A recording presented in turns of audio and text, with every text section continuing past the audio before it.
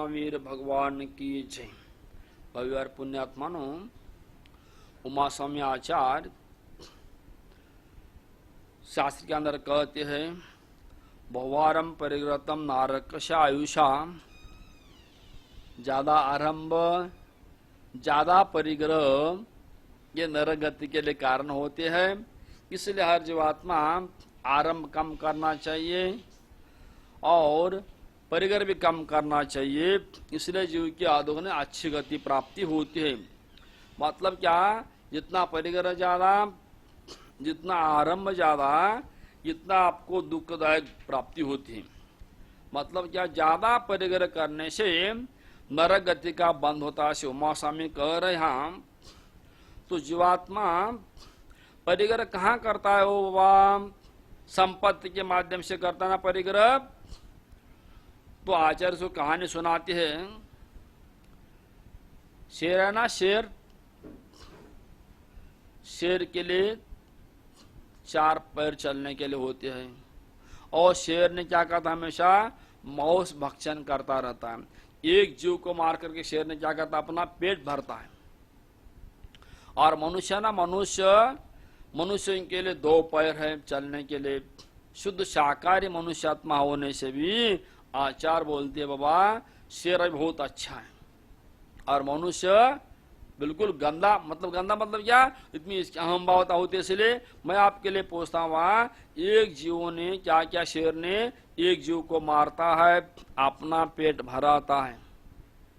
और मनुष्य शुद्ध शाकाहारी होता है, अच्छा भी खाना खाता है, लेकिन आचार बोलते शेर के लिए 5वां नरक खोलता है पाप होने के बाद भी, और मनुष्यों के लिए 7 नरक खोलता है। क्यों का आचार्य ऐसा? आचार्य कह रहे, वाह, शेर एक जीव के लिए मारा, लेकिन उसको चिंता कुछ भी नहीं है। एक पेट की चिंता होती है शेर के लिए, और चिंता कुछ नहीं है। जंगल में कहीं भी सोता है शेर खा करके, ना चिंता बिल्कुल करता नहीं है।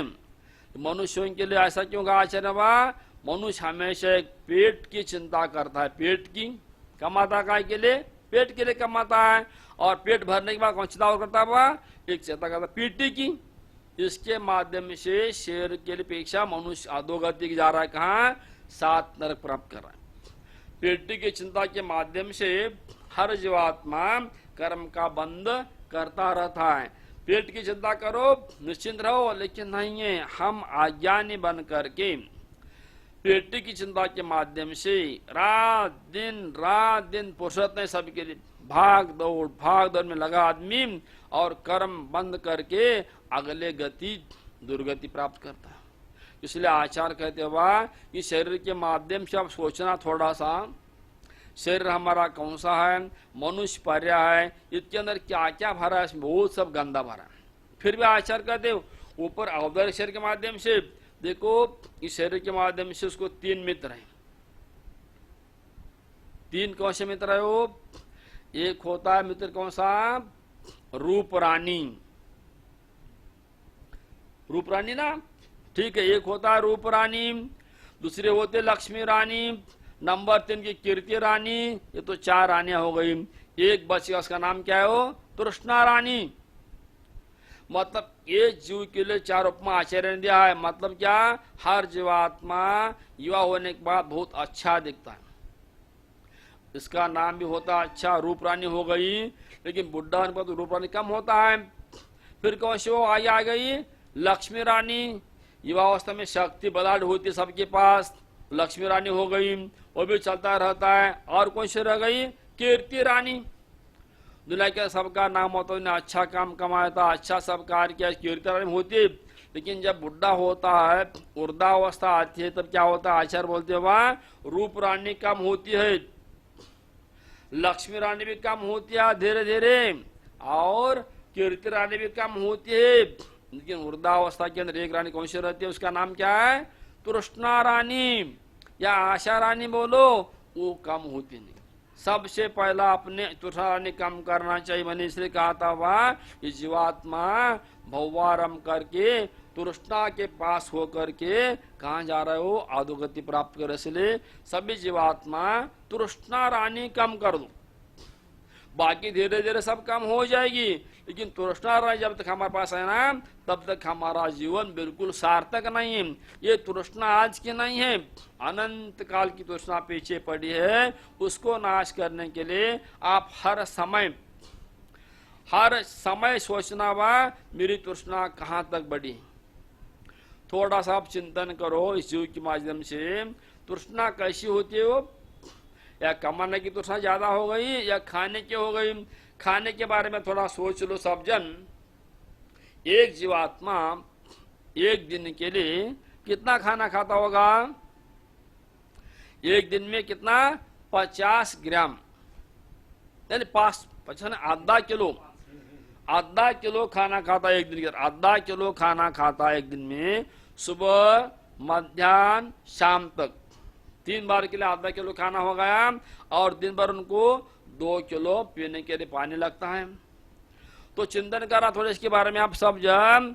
एक साल के अंदर 365 दिन है, आधा किलो गिनती होने का कितना हुआ? एक साल में एक जीवात्मा 180 किलो खाना खाता है। कितना खाता है एक साल के अंदर? 180 किलो खाना खाता है। 180 किलो आप सोच लो, एक साल में 180, 10 साल में कितना खाना खाया हो?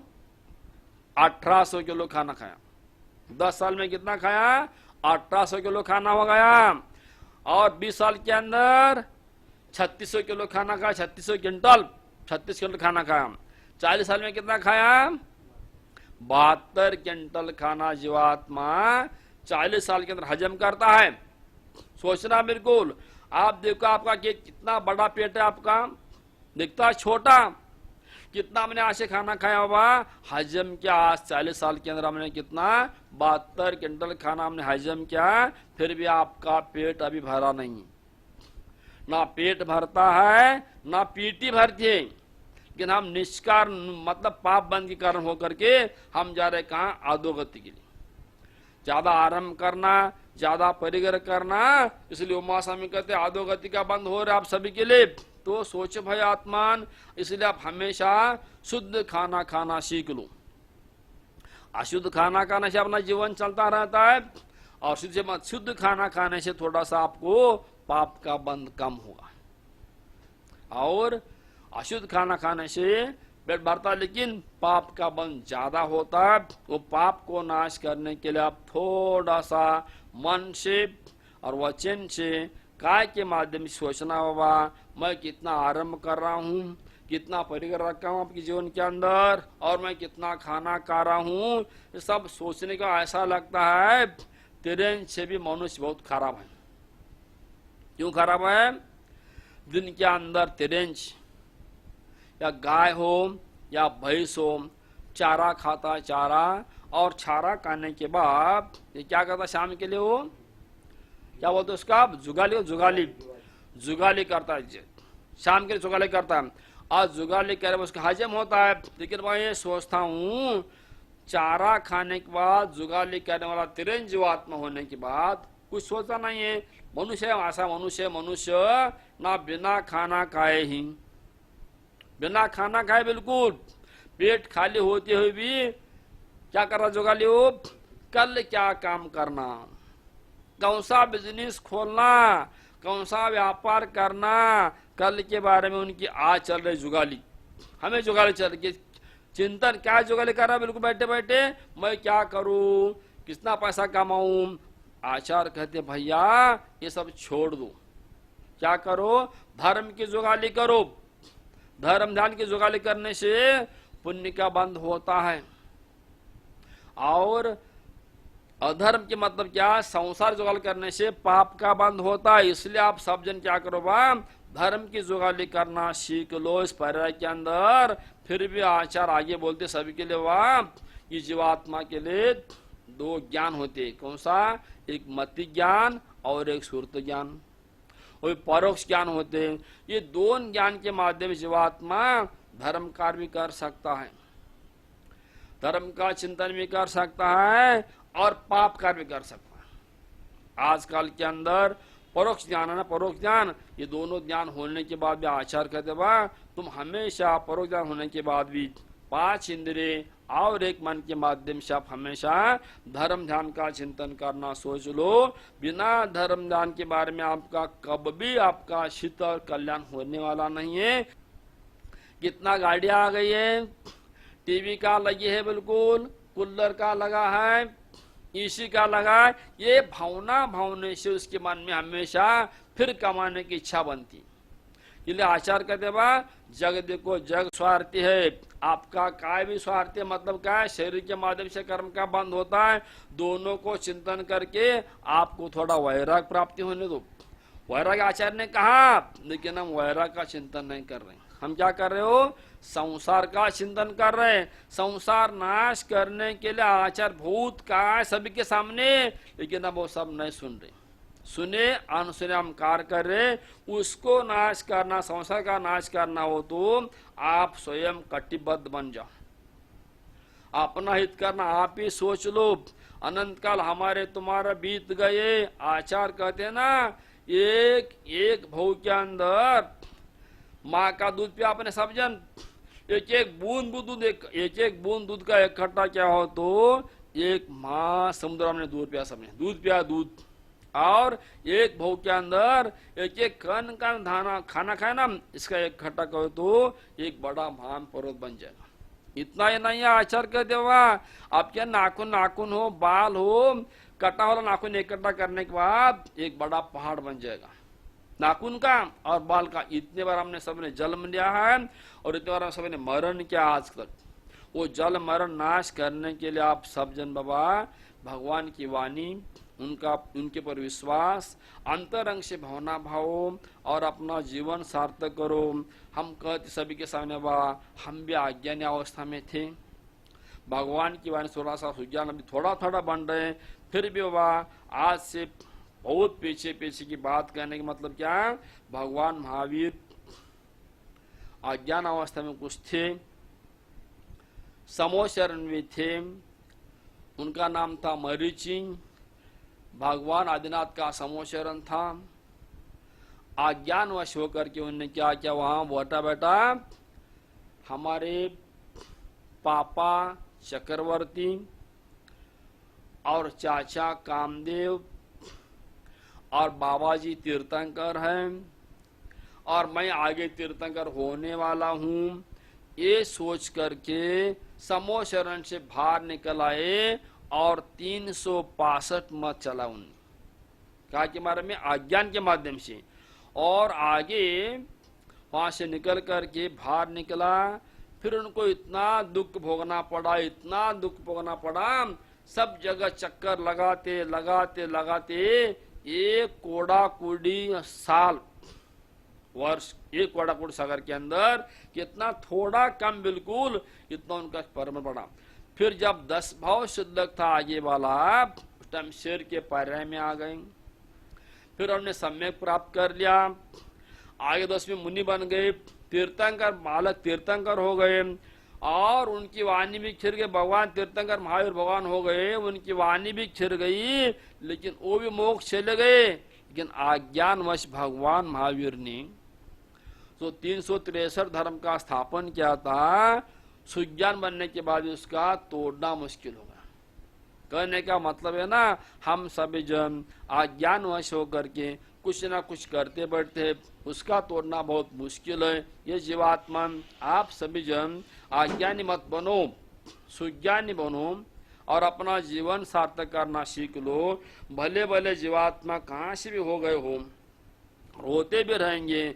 आज तक बाबा हमने सब जन अज्ञानपन से इतने खटपट के, बिल्कुल अज्ञानपन से कहाँ बढ़े पता नहीं है और कहाँ से क्या पैदा है पता नहीं है। इसलिए ये कहना सबको बाबा आप सुज्ञानी बनो, अपना विचार अच्छे रखो, अपना कर्तव्य अच्छा करो, हर समय पाप से डरो। पाप से डरने से आपका थोड़ा सा पुण्य प्राप्ति हो जाएगी, न तो बिना आप बाबा पुण्य के आपको अच्छी गति कभी 3 काल मिलने वाली नहीं है।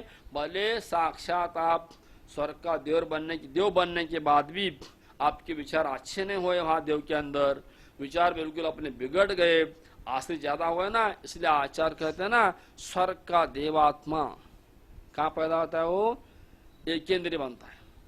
क्यों बनता है, मिथ्या दृष्टि के माध्यम से। स्वर्ग में देवहा संपत्ति बहुत भोग रहा, ठीक है, लेकिन आचार कहते हैं ना, मिथ्या जीवात्मा का आयुष तो होता है स्वर्ग के अंदर, कितना बहुत दीर्घ आयुष होता है, होने के बाद भी वहां संपत्ति बहुत होती। इनके गले के अंदर एक होता है माला, फूल की माला होती है ना, वो माला होता है। जब 6 महीने का आयुष बाकी रहता है ना जीवात्मा का, उस टाइम अपने आप माला मुरझाता है। वो देख कर उनको ऐसा लगता है मेरा आयु अभी 6 महीने में खत्म होने वाला है, ऐसा उनको अंतरंग में थोड़ा डर लगता है। और अज्ञान से वहां बैठे बैठे इतना आर्त रौद्र ध्यान करता है, वो इतना सोचता है भाई मैं अभी आगे कहाँ जाऊं, ये संपत्ति सब छूट जाएगी, इतना परिणाम उनका बिगड़ता है, इतना आर्त रौद्र ध्यान करता है। उस आर्त रौद्र ध्यान के माध्यम से वही जीवात्मा धीरे धीरे आयु खत्म होने के बाद क्या होता है, वो एक के अंदर में पेड़ बनता है। कोई इसको तोड़ता है, काटता है, कुछ करता है, फिर भी सहन करना पड़ता है ना। इसलिए बाबा ऐसा अज्ञान बन करके, ऐसा अज्ञान का कर मत बांधो और अपना जीवन सार्थक करने के लिए हमेशा शांत परिणाम रखो, विचार अच्छे रखो, हाय हाय मत करो, कषाय के दिन मत हो जाओ, बाबा हमेशा मंद कषाय रहो, ये आपका जीवन सार्थक है। तो बिना ज्ञान वश बाबा, बिना हम क्या क्या सुज्ञान बने बिना हमारा सार्थक नहीं है। अज्ञान में बहुत आज तक कर्म कमाया सभी ने, वो कर्म नाश करना हो तो, आपका जीवन शांत करना हो तो आप सभी सोच लो। मैं आगे यही कहना चाहता हूँ, जो आपने त्याग करना चाहिए ना, वो त्याग करने की वस्तु कभी दान होती नहीं है, और दान करने की वस्तु कभी त्याग होती नहीं है। वो क्या त्याग करना चाहिए सब जन आपको आचार बोलते हैं, क्रोध, मान, माया, ये लोभ, ये 4 वस्तु हमेशा त्याग करना सीख लो। और ये त्याग करने की वस्तु कभी दान होती नहीं, इसका कोई दान लेता नहीं दुनिया के अंदर। और जो दान करना है ना, वो हमेशा दान करना सीख लो, वो कभी त्याग होती नहीं। मतलब क्या, आहार दान, अभय दान, औषध दान और क्या होगा, शास्त्र दान।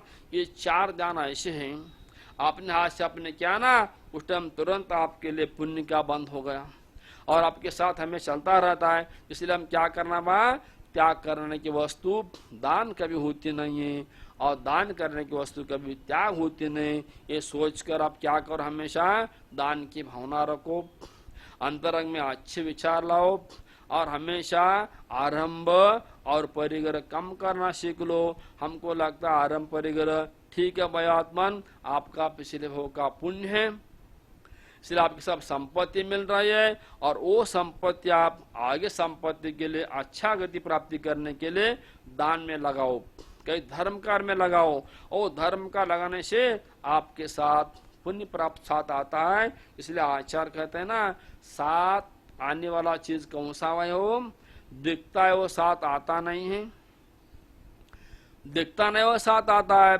और क्या दिखता है और क्या दिखता नहीं, आपके घर के अंदर संपत्ति दिखती है, बेटे दिखते हैं, बीबी दिखते हैं, सब संपत्ति दिखती है, लेकिन वो साथ आता ना बिल्कुल। तो साथ चीज कौन सा आता है, आपने कितना पुण्य कमाया, कितना पाप कमाया, वो आपके साथ हमेशा आता रहता है।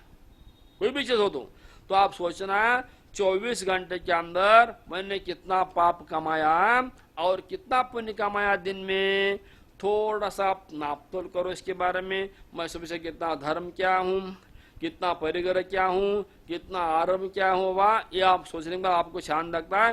कम से कम आचार करते 5 मिनट बैठ जाओ, आंख बैठ करके घर में बैठ जाओ या मंदिर में बैठ जाओ, सोचो इसके बारे में। मैंने आज सुबह से बाबा कितना पाप किया, कितना पुण्य किया, मेरे साथ क्या चीज आ रही है, या आरंभ हम क्यों करे बाबा। इसलिए बाबा आप थोड़ा सोचने के बाद ऐसा लगता है आपको मेरे साथ कोई चीज आती नहीं है, आने वाली चीज भी नहीं है, वो साथ में आने वाली कोई चीज को छोड़ना चाहिए और आप स्वयं साथ आने वाली चीज को लेना चाहिए। मतलब क्या, पुण्य कमाने का विचार करो और पुण्य साथ में लेकर चलो और आगे के लिए गति अच्छी प्राप्ति करो। यही आपका जीवन का सार्थ है और सार है। और अब देख सोच कर निचोड़ इसके अंदर पुण्य कहाँ होता है और पाप कहाँ होता है। पुण्य तो हमारे धर्म में होता है, पुण्य से अच्छी गति प्राप्ति होती है।